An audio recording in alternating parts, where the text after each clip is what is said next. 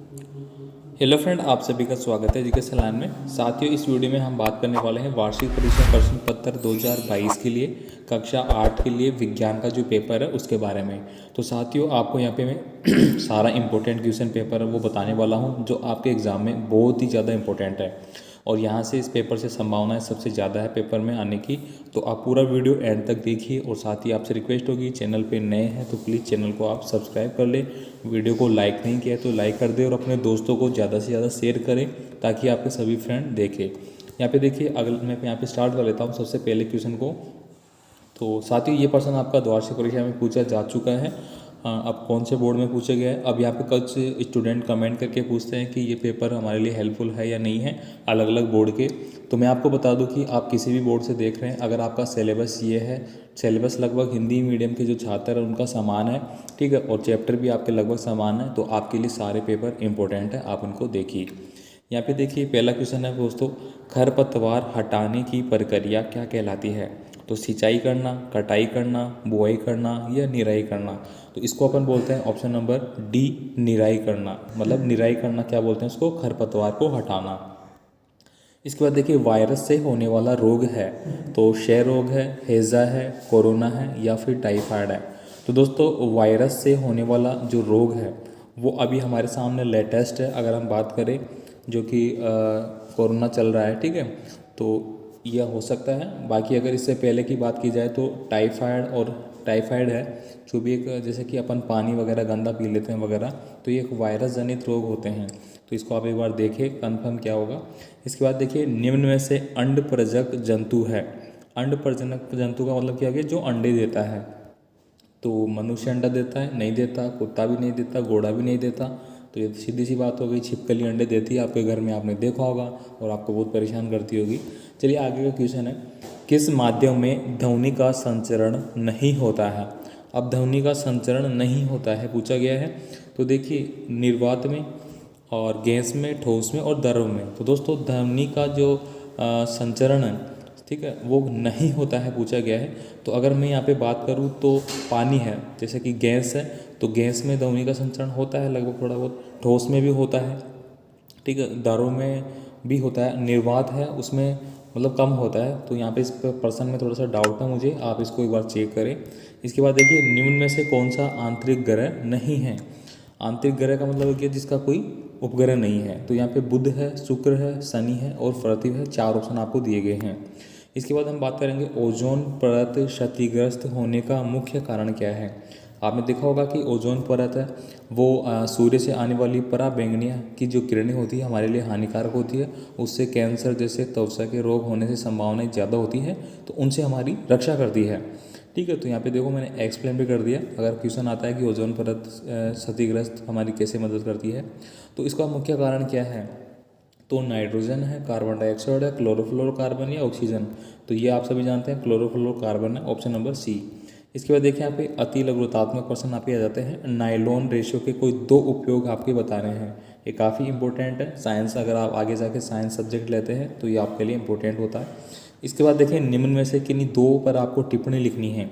आप राष्ट्रीय उद्यान पे लिख सकते हैं और वन्य प्राणी पे, अभ्यारण्य पे लिख सकते हैं, या फिर पेड़ पौधे और जीव जंतु, इनमें आप किसी भी 2 पे लिख सकते हैं। तो जहाँ तक मेरी बात है, आप वन्य जीव अभ्यारण्य उन पे आप लिख सकते हैं, बहुत ही अच्छा होगा। पेड़ पौधे एवं जीव जंतु पे आप लिख सकते हैं। आप इन पे अगर कम पढ़े हुए हैं, थोड़ा सा समझते हैं, तो भी आप लिख सकते हैं कि पेड़ पौधे क्या होते हैं, उनसे हमें क्या प्राप्त होता है। जीव जंतु जंगल में निवास करते हैं, अलग अलग प्रकार के होते हैं, जैसे कि प्राथमिक उपभोक्ता कीट पतंगे होती है, फिर उससे बड़े होते हैं, ठीक है, और स्वयं मतलब खुद का भोजन का निर्माण करने वाले होते हैं और दूसरों पर निर्भर होने वाले होते हैं। तो आप काफ़ी सारे यहाँ पे एक्सप्लेन कर सकते हैं, ठीक है। आगे देखें अपन, तरल घर्षण किसे कहते हैं? तरल घर्षण आपको किसे कहता है? सबसे पहले मैं बात करूँ तरल घर्षण, जैसे कि चिकनी होती है जिसको अपन क्या बोलते हैं? फ्रिक्शन बोलते हैं इंग्लिश में, ठीक है। तो आपको इसको अच्छे से देखना है। इसके बाद देखिए, यहाँ पे अगला क्वेश्चन आपका, विद्युत लेपित 2 वस्तुओं के नाम आपको बताने हैं जिसमें कि आपको क्या करता है? विद्युत लेपित किया गया है। इसके बाद देखिए, सोडियम और पोटेशियम को मिट्टी के तेल में क्यों रखा जाता है? बहुत ही इंपॉर्टेंट क्वेश्चन है साथियों।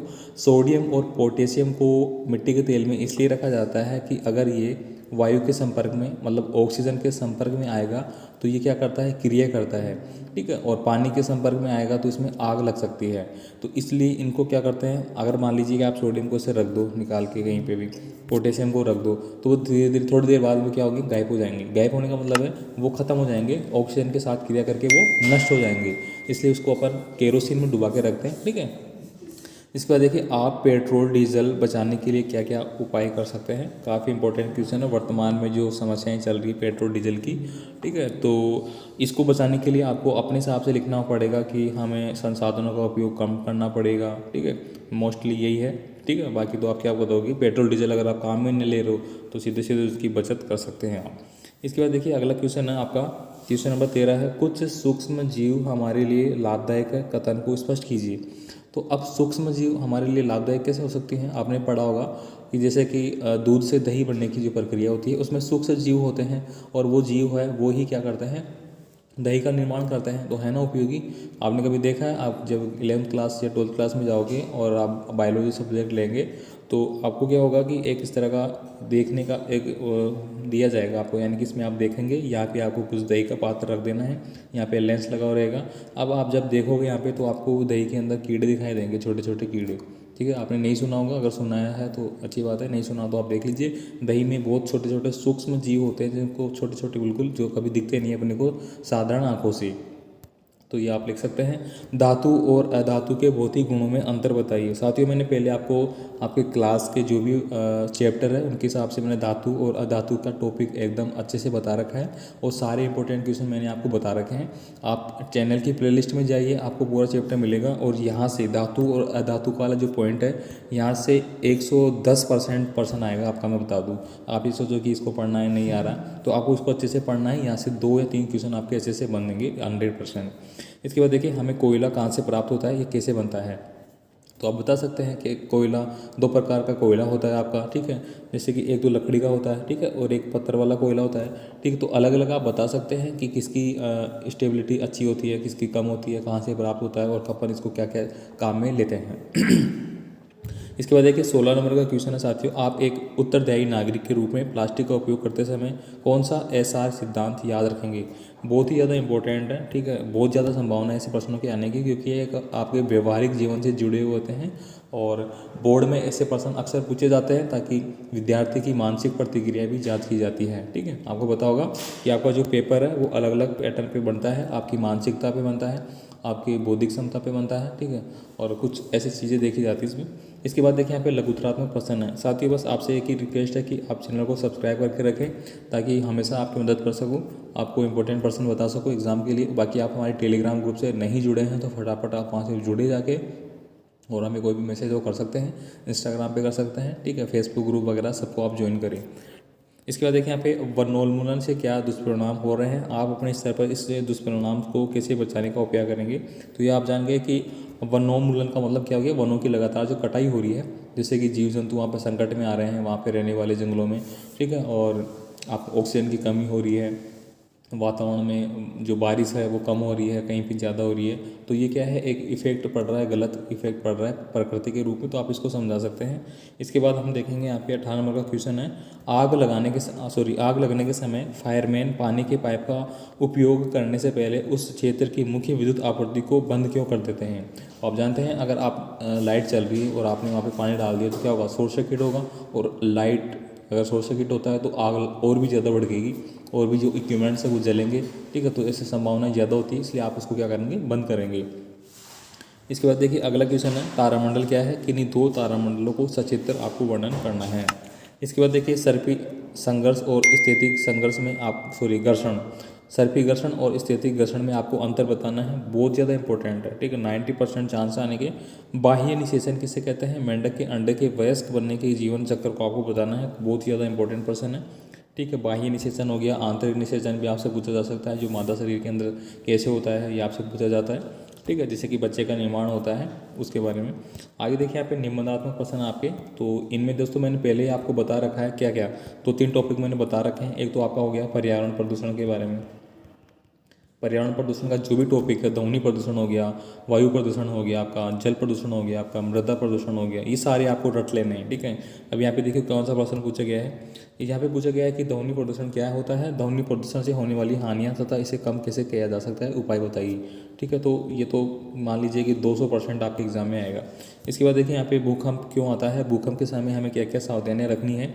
तो भूकंप क्यों आता है, ठीक है। तो भूकंप साथियों नीचे जो हमारी प्लेट बोलते हैं पृथ्वी के बारे में, यहाँ की प्लेटें हैं, ठीक है, अलग अलग प्लेटें का यहाँ पे, जैसे कि आप बोलते हैं कि आपने देखा होगा कि बोरवेल करते हैं तो अलग अलग चट्टानें निकलती है, फिर बोरवेल उनको तोड़ती हुई अंदर जाती है तो वो निकलता है बाहर। तो वो चट्टानें हैं, उनमें क्या कंपन होता है और कंपन से क्या होता है, भूकंप आता है।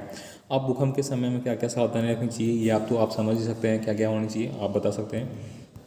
इसके बाद देखिए यहाँ पे साथियों निम्न बिंदुओं पर आपको टिप्पणी लिखना है। ताजमहल की घटती सुंदरता। अब ताजमहल की घटती सुंदरता क्यों, क्योंकि आपको पता है कि अम्ल वर्षा होती है। अम्ल वर्षा क्या होती है कि संगमरमर की जो वस्तुएं होती है उनके लिए हानिकारक होती है, उनको वो क्या करती है, काला पटक देती है, ठीक है। तो ये हो गया आपका। और गंगा नदी के जल में बढ़ता प्रदूषण।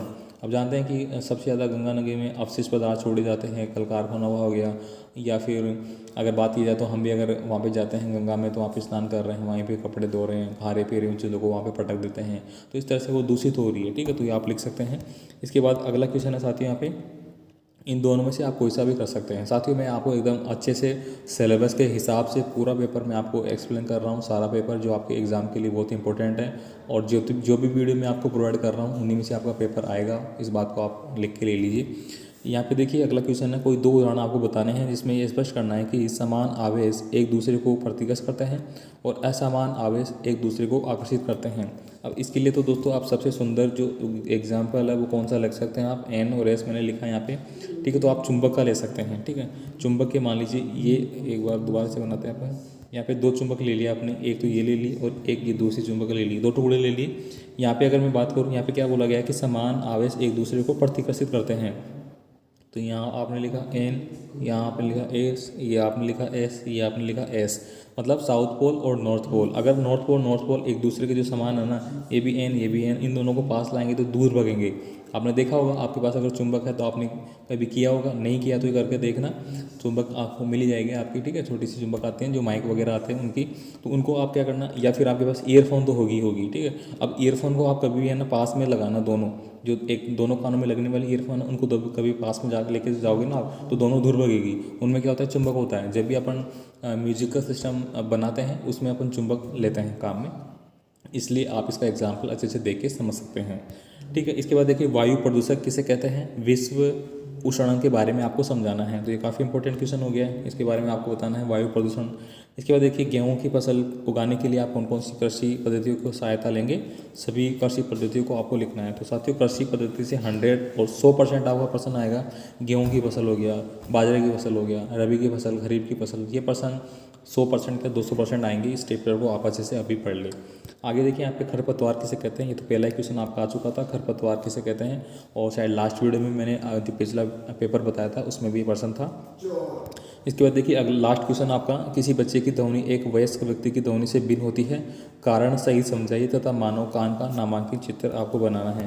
तो दोस्तों चित्र के लिए मैंने आपको बता रखा है कि एक तो चलो यहाँ पे क्वेश्चन में आ गया कान का हो गया, इसके अलावा दोस्तों आपका मस्तिष्क का जो चित्र बनता है, आपका मस्तिष्क का चित्र हो गया, ठीक है, और फेफड़ों का चित्र हो गया, श्वसन का चित्र हो गया, श्वसन तंत्रिका तंत्र का, ये 4-5 चित्र है, आँख का चित्र हो गया, ठीक है। अगर आपके पेपर में है तो इनको आप अच्छे से पढ़े, 100% इनमें से आएगा ही आएगा, ठीक है।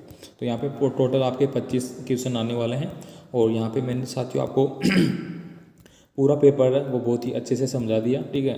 तो आई होप आपको पूरा पेपर अच्छे से समझ में आ चुका होगा। तो साथियों बस आपसे रिक्वेस्ट है कि आप इस पे ध्यान दें, एजुकेशन लाइन चैनल को सब्सक्राइब करके रखें। आप हमें टेलीग्राम पे सर्च कर सकते हैं, आप हमें इंस्टाग्राम पे हमें फॉलो कर सकते हैं, ठीक है। फेसबुक ग्रुप, वेबसाइट, सभी का लिंक आपको डिस्क्रिप्शन बॉक्स में मिल जाएगा, ठीक है। बाकी आपका कोई भी कमेंट है आप मुझे कमेंट कर सकते हैं।